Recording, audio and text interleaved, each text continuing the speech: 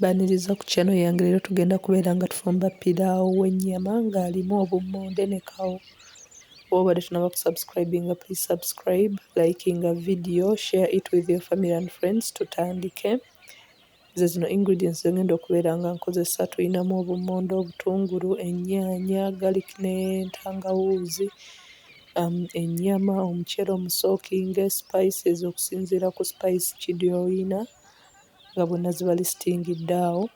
So tandika oteekeko entamu ebeere ng'ekyamuka. Bw'emala okucamuka beera nga oteekamu butto. Butto ono tugenda kubeera nga tumulindako acyamuke, oluvannyuma tusooke tubeere nga tusiikako obummonde. Okusiikako obummonde buno kiba kibuyamba okubeera nti tebwegoyaagoya nga tutuuse okubeera nga tubu-addinga mu muceere, n'okubeera nti emmere eno weba esigaddewo obummonde buno tebusobola kubeera nga bugaza mmere eno.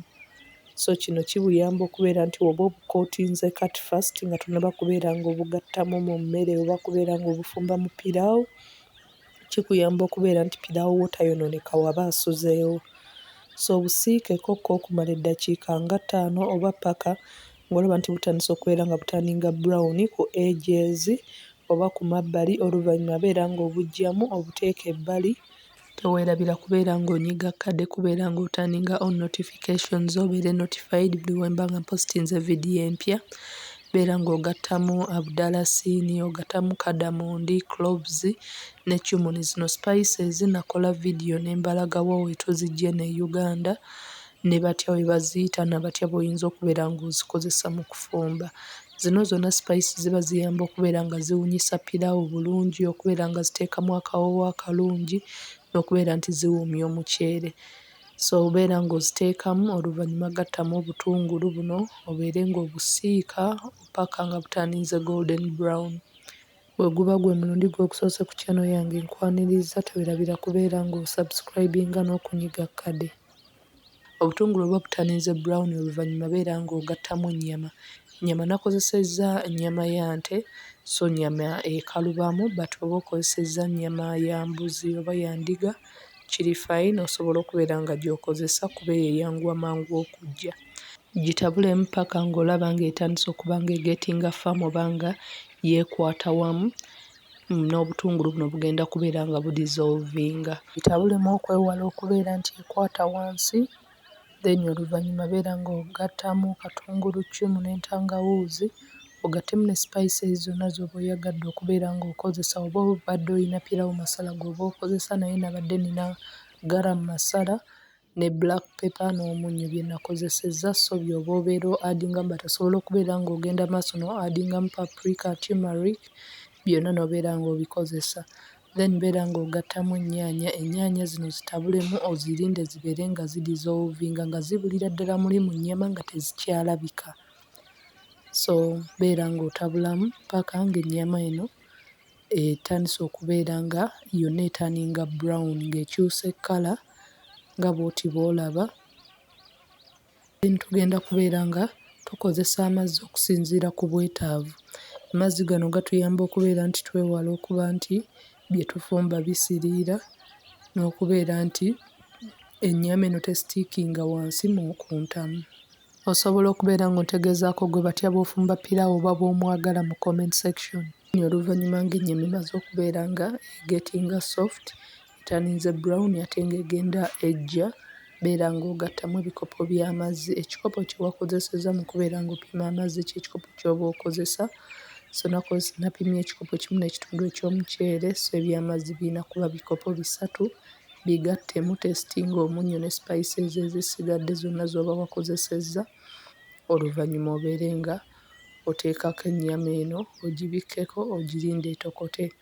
Nga bwe biri mu kubeera ng'etokota beera nga odraininga omuceere gwe wannyise mu ntandikwa. Okunnyika omuceere oba okugwoza, kino kiguyamba okubeera nti oggyamu starch oyo ne gubeera nga tegugenda kuba nga gwekwata. So oluvannyuma lw'okubeera ng'ennyama emaze okujja, beera nga oginyigako okakasiza ddala nti ennyama eyidde. Weba ebadde tennaba kujja giweemu time emale okubeera ng'etokota, naye eyange yabadde eyidde. So beera ng'oaddingamu omuceere, otabulemu bulungi nnyo, oluvannyuma beera ng'ogubikkako, tugulinde gubeere ng'amazzi geetoolakokko, oluvannyuma tugenda kubeera nga tu-adingamu obummonde ne kawo. Oba obadde oyina vegetables endala z'oyagala okubeera ng'ogattamu, osobola okubeera ng'ozigattamu. Obummonde tubu-adinzeemu ku kaseera kano lwa nsonga already bwabadde bwasooseeko wali mu butto, so tebugenda kulwawo kujja, already bubadde bwatandise okgonda.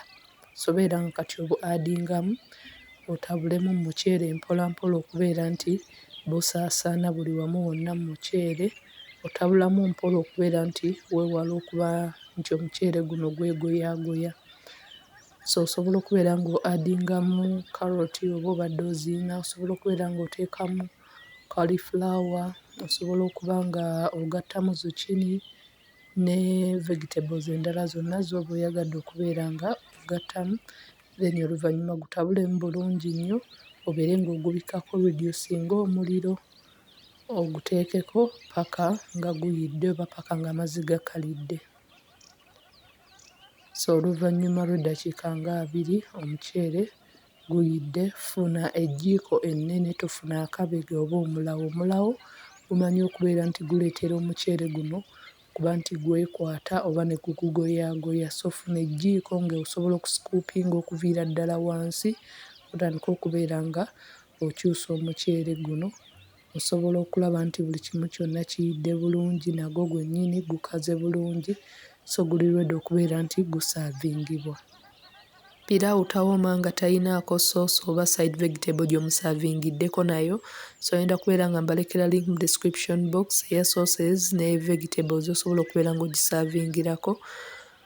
Yeno engeri gye nasobodde okubeera nga musaavingamu ku kya cabbage ne carrot, beera ng'oshreddinga then zisiikeko katono ne butto, oluvannyuma teekamu omunnyo ne lime oba lemon juice, oluvannyuma obeere nga oziggyako ozisaavinge.